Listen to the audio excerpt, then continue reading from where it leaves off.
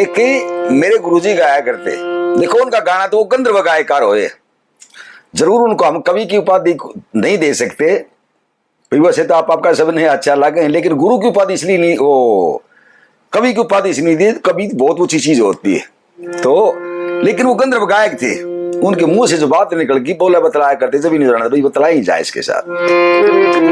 वो एक बिजली रानी में एक फिल्म में धुन का गाना गाया करते, कवि ग्रीष्म का बनाया हुआ।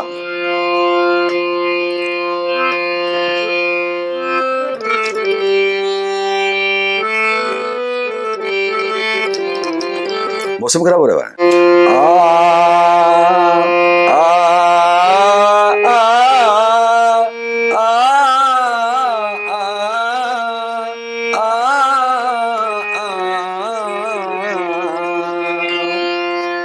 देश की एक निशानी हूँ,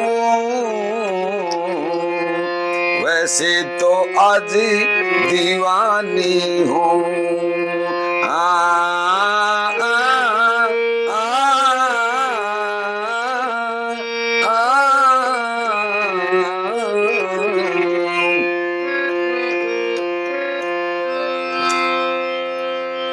पिता हमारे चंदरी सैन, ब्याही में आई शहरी उज्जैन, गंधर्व सैन की रानी हो,